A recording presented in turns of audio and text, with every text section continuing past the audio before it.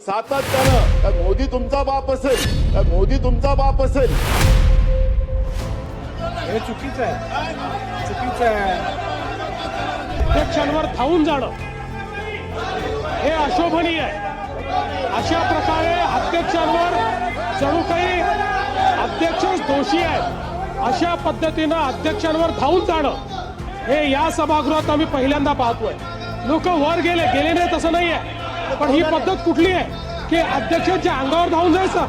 ही पद्धत योग्य नाही, अतिशय अयोग्य पद्धत आहे. अध्यक्ष महोदय, नानाभाऊ हे स्वतः अध्यक्ष राहिले आहेत.